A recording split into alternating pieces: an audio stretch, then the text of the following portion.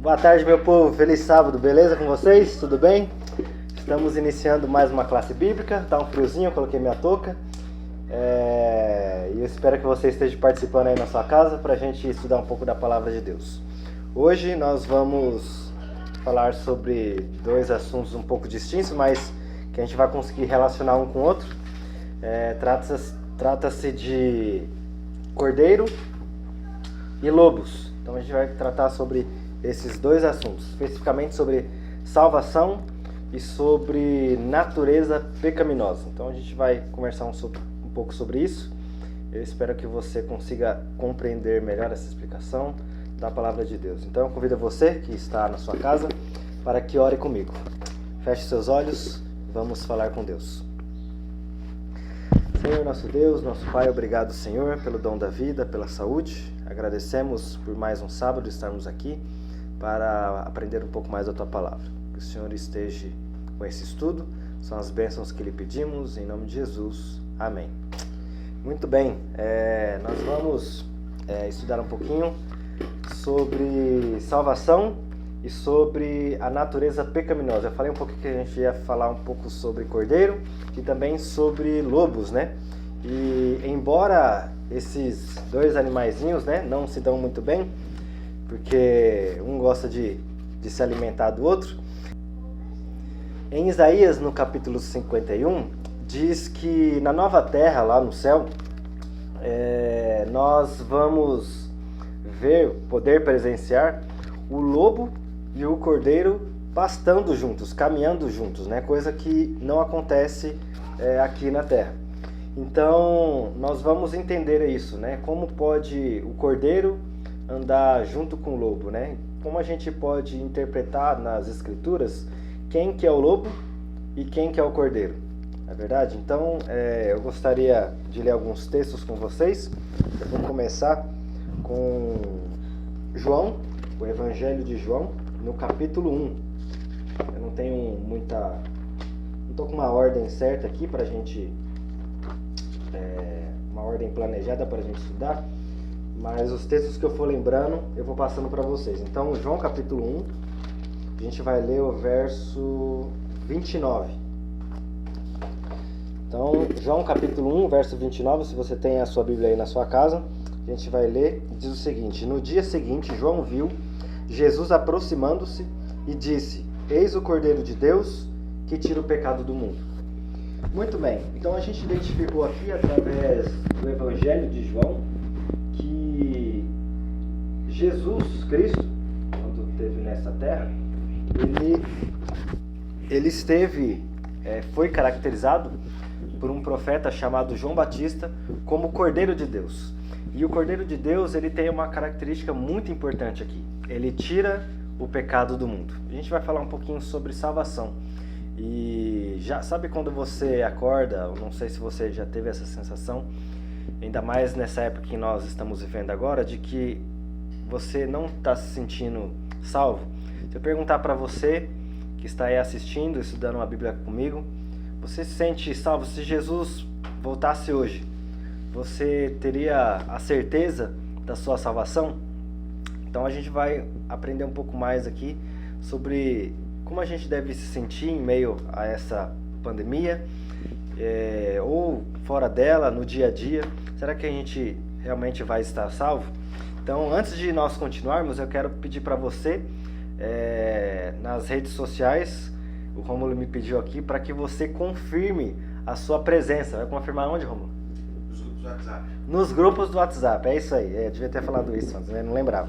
Mas aí, se você está ligado no WhatsApp, se você está assistindo, não sei, na televisão, no computador ou no celular, você tira um pouquinho, confirma a sua presença e volta aqui que eu vou confirmar algumas vezes durante o nosso estudo.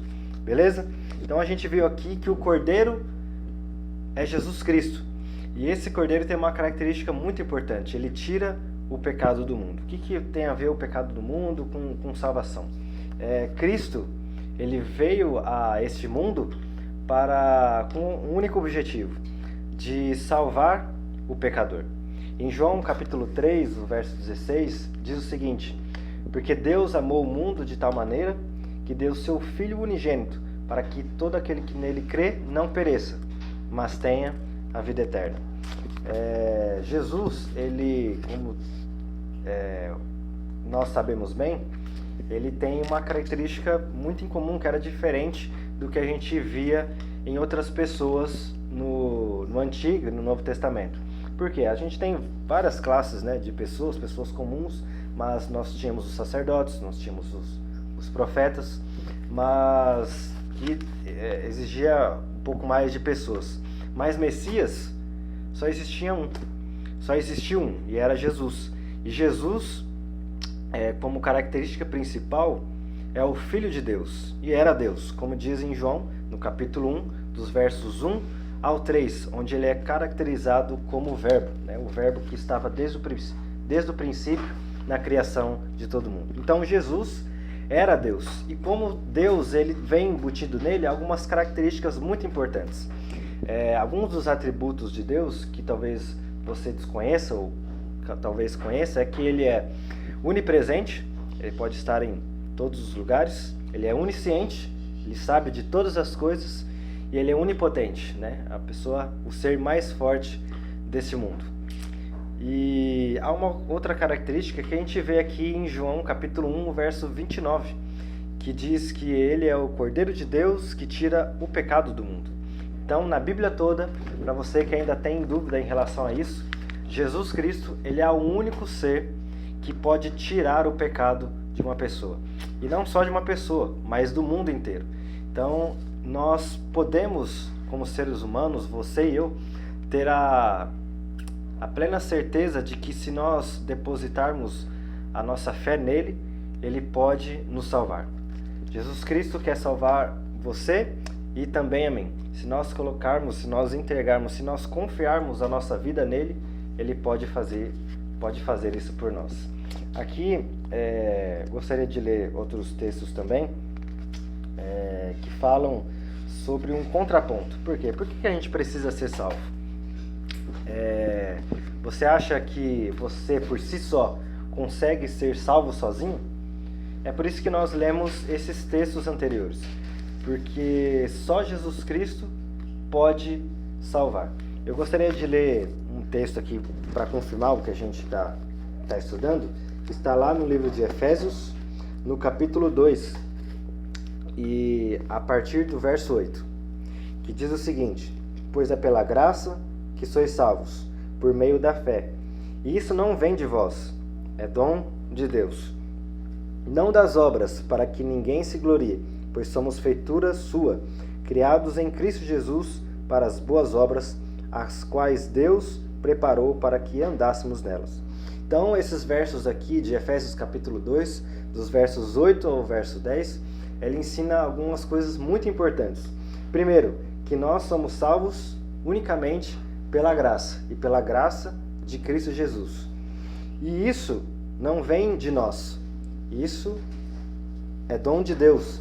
Nós somos salvos por meio da fé que nós temos nele, em acreditar que ele é o único que pode nos salvar. Isso não de obras, nada que você faça de bom ou de ruim pode definir se você está salvo ou não. Nada que você possa fazer de bom, guardar todos os mandamentos, estudar a lição todos os dias, a Bíblia todos os dias. Essa não é uma característica daquele que pode ser considerado como salvo.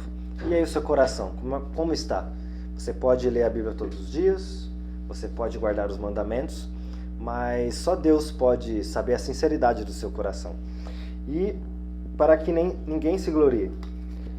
E isso é muito forte, porque você pode fazer tudo isso na igreja, pode ter boas obras também no clube, mas tudo para que você possa se gloriar, possa se achar na frente dos outros.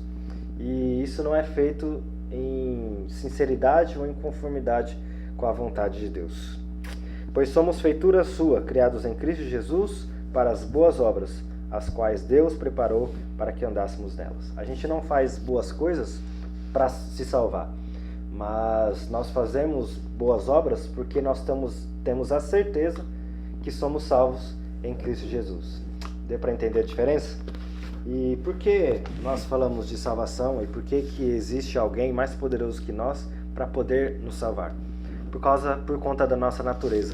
Aqui em Salmos, no capítulo 51, tem um texto muito interessante da qual a gente pode usar para entender a nossa natureza. Salmos capítulo 51, deixa eu achar aqui na minha Bíblia, enquanto você também procura na sua. Salmos capítulo 51, os versos, eu vou ler o verso 5, que é o verso central para a gente entender melhor a natureza humana. Certamente, em iniquidade ou em pecado, fui formado, e em iniquidade ou pecado me concebeu minha mãe. Ou seja, aqui no capítulo 51, o salmista Davi menciona que desde meninice, desde quando nós nascemos, nós temos o DNA do pecado.